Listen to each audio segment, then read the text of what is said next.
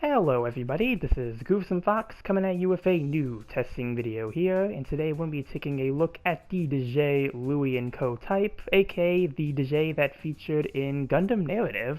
And this used to be a token pack suit, I believe, but now we have it in a form of new limited missions, which I really wasn't expecting us to get limited missions now. I thought we were done with those, because they've been hitting us with a lot of limited missions, but hey, it gives us the opportunity to get this suit, as well as a new level 2 variation as well.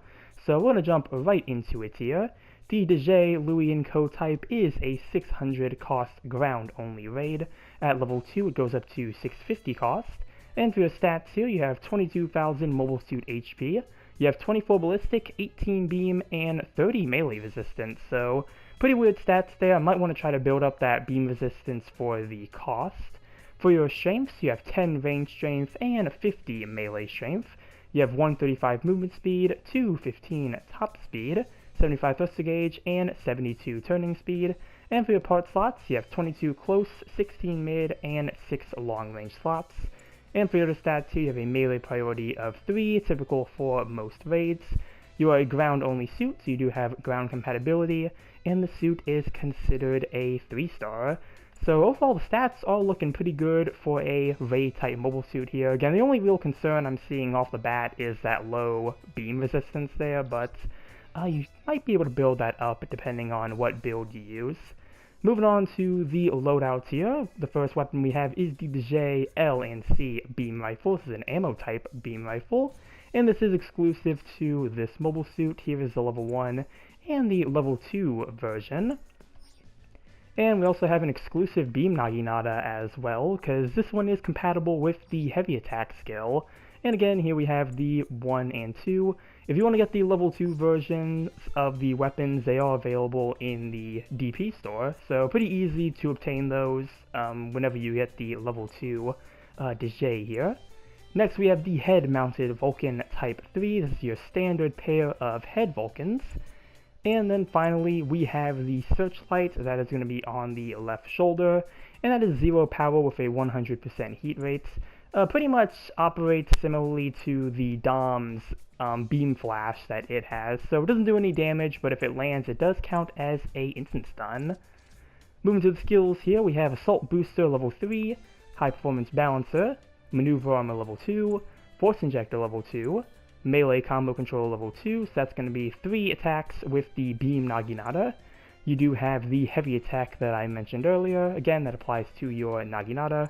You have the Leg Shock Absorber level 3, Flight Control Program level 3, Emergency Evasion System, so you do have a dodge roll, Anti-Blast Stabilizer, Special Back Add-on Buffer level 3, that's likely going to be for the fins on the back, Optimized Cooling Efficiency, Special Leg Buffer level 2, and then you have Pursuit Melee Ox Program, and this is when an enemy is toppled, you'll do increased damage to them, which is really good for the heavy attack because it is a multi-hit attack. So technically, as an enemy is toppled, you are going to be doing extra damage to them. So little nice, skill list here, especially with that Pursuit Melee Ox program. I think they may have added this later. I don't think this skill existed when the suit initially came out, so this might have been a newly added skill, but still pretty cool nonetheless. And real quick, here is the mobile suit description here. Again, this is from Mobile Suit Gundam Narrative. Pretty cool seeing that these suits appeared in, so we're going to take it out to port base now and see what we are working with. Still really just excited to see that we finally got this Dijeh in, because I really wanted this Dijeh in the game for a long time, and pretty disappointing when it came out as a token pack suit. So yeah, glad to see that we do have it now. And getting this version is also really easy. If you want the level 1 version, all you have to do is play 3 matches. It doesn't matter what matches you play, they can be rated, quick, or even custom matches, so pretty easy to obtain the level 1 version. But here we are on port base, and here side by side, here is the Narrative Dijeh next to the regular Zeta Gundam version. As you can see, we have much darker colors on our unit here. But when we start off with the beam rifle here, as you can see, firing a standard shot is going to be a instant stun, and then we can charge that, pretty quick charge time, and that's going to fire 2 bursts. Again, also still going to count as a instant stun. And then firing at a support here with the Palace Athene. There is the single stun, and do the charge. There is the double. So pretty nice beam rifle here, lots of utility you can use with this, especially since you don't have to charge to necessarily get a stun. So that's a really neat feature there. Moving on with the Naginata, there's the neutral, the right, and the left swing. And then the downswing, I believe, is the same downswing that the regular Dijeh comes with. So if you're familiar with the regular Dijeh melee pattern, this is a pretty easy pattern to work with. And then here is going to be the heavy attack animation. That counts for 4 hits, so yeah, really cool here. We'll try the heavy attack first. Really try to see if I can land the full thing on both suits here. It's a really cool heavy attack, but one of the things that makes it kind of difficult is trying to land the full attack. You can land most of the hits, but depending on what mobile suit you're hitting and what attacks you are necessarily using, yeah, it could be a bit harder to, you know, hit certain targets and get the full attack in.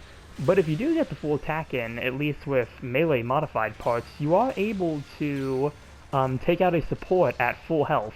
So that is a pretty nifty feature there. Gonna move on to the Kaplant here. Try to test out these first 2 primary weapons before moving on to the 2 sub-weapons that we have. And there is the instant stun, and here is the charge. And again, neutral, right, left. Try to go for a downswing. And then don't think you can really get the heavy attack charged in time to really follow it up with anything else. You can do a heavy attack into a beam rifle round. That's the combo I found mostly to work here, because you can just do that, then follow up. And you're not going to do a whole lot of damage because the Narrative Dijeh is not really built for range attack, but you know, depending on what you are aiming at and how much HP your enemy has left, you can do some decent damage and possibly get a finisher as well, so quite a bit you can do with that. I will move on to the Dijeh and the Palace Athene over here now. I'm going to start off next with the head-mounted Vulcans. As you can see, pretty quick fire rates and also really quick for getting a stun. In usual Vulcan fashion, you can boost while using these. So yeah, pretty good pair of head Vulcans that really a lot of the higher cost suits tend to get.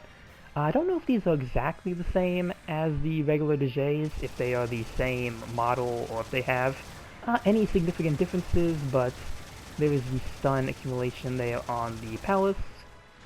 And then finally we have the Searchlight that is going to be on the left shoulder. And you see, yep, just fires a little flash and gets a instant stun. And this is another thing, you can actually use this while boosting as well. So if you're boosting towards somebody, you can do that. You know, go for your melee, do a little melee there, and then follow it up with a downswing, because again, you do have that boosted melee damage with the melee Ox skill, so even if you don't use the heavy attack, you are going to get that extra damage output. So we'll do a little comparison here. Oh, well, 6,000, that's actually going to finish off the Palace there. So yeah, finish off this Dijeh here, and wait for the Palace to spawn back in, just so we can get a little damage comparison when it comes to the numbers here.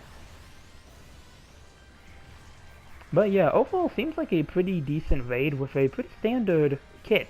Again, like the primary is also just really good with the instant stun and also having the charge as well. Pretty quick charge time, so if you want to try to get the double stun and just do the extra damage, that is always an option. But here's our Palace Athene back from being destroyed previously, so we're going to start off with a downswing. Almost 7,000, do another. And yeah, it looks like that adds like about another 300 damage to the Palace Athene there. So, you know, that little extra boost of damage, and again, since a mobile suit is going to be toppled when you hit it with a heavy attack, yeah, you're able to use that to get some increased damage. And, yeah, I'll see if I can try to get the heavy attack here to hit the full attack. Again, it's really weird because it's like depending on how you angle it. So I think in most cases, it's not really a heavy attack that you should expect to land the full attack on, but it is possible. I think it's, again, it just depends on the suit. And yep, there we go, managed to land it on the Palace of Theme there, and that ended up in a finisher. So, yeah, you do have the ability to get a full heavy attack off. We'll do the counter here and just try to do a little test with the counter. Looks like we got the slash with the stab there for our counter animation. So a really nice, unique counter there. And then here is that dodge roll. And yeah, aside from that, yeah, nothing else too big with the Dijeh, Luio, and Co. here.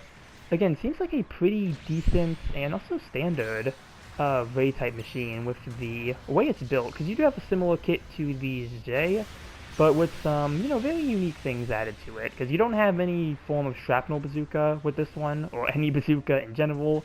Your only other stun option is going to be the searchlight here. And I am concerned with the searchlight, how consistent it's going to be, because depending on the flash weapon, sometimes they're really good for getting stuns, sometimes they're a bit iffy. So I don't know how it's going to work with the searchlight here. Maybe it being on the left shoulder, though, might help. Maybe help, like, bypass mobile suits with shields. But yeah, that's all I really have to say here for this testing video with the Dijeh, Luio, and Co. type here. Yeah, seems like it's going to be a really fun suit to try out. Going to be interested to see how it fares at 650 when I get that version. But the 600 cost version, though, does seem like it's going to be a pretty fun and decent pick. So, yeah, that's all I have to say for this testing video here. Comment down below what you think about the Dijeh, Luio, and Co. type. Remember to like and subscribe if you enjoyed the video. And with that, I will see you all in the next one. Later.